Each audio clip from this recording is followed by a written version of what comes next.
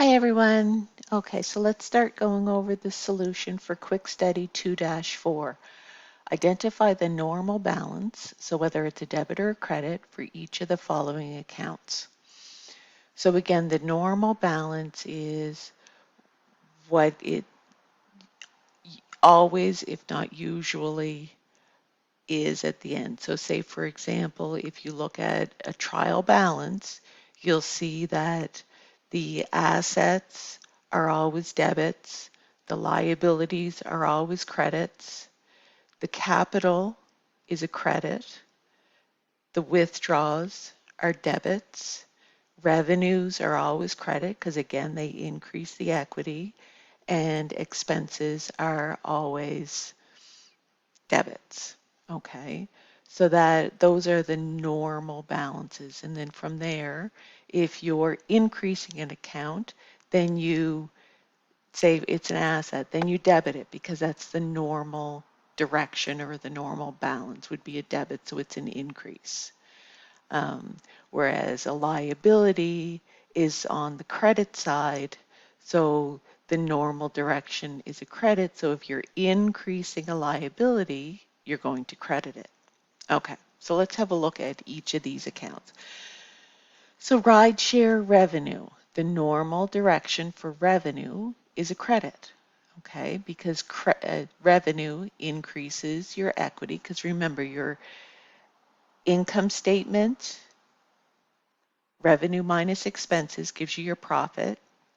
Then your profit goes on to your statement of owner's equity and it increases the equity. Okay. So rideshare revenue would be a credit.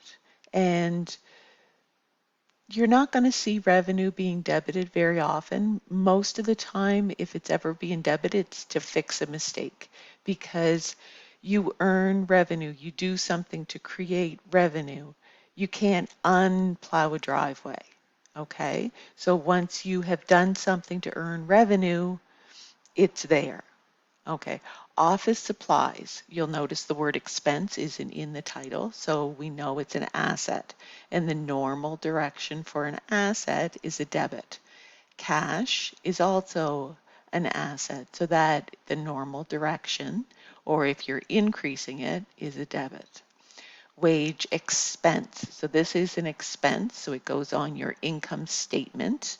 And if you remember, revenue minus expenses gives you your profit.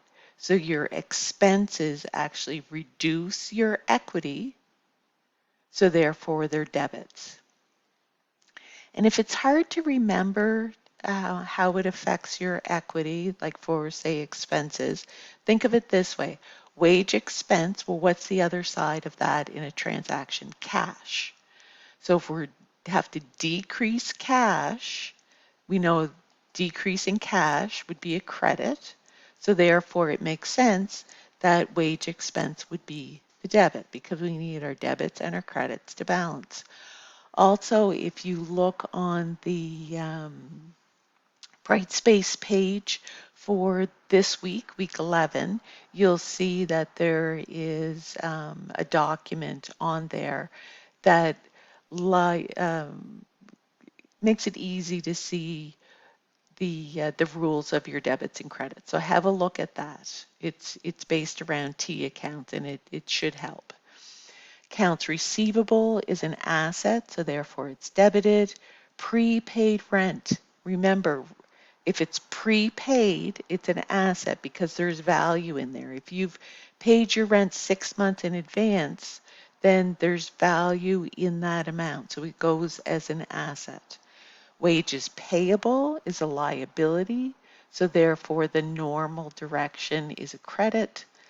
Building, again, is an asset, so therefore the normal direction is a debit. And unearned revenue, remember, even though it has the word revenue in there, it's not a revenue account. It's unearned. You haven't done anything to earn it yet, so therefore it's a liability. They've given you cash in advance for a deposit, for example. So then the other side is unearned revenue, the liability. So either you have to provide them with a service or you're liable to pay that cash back. So unearned revenue being a liability, its normal direction is a credit.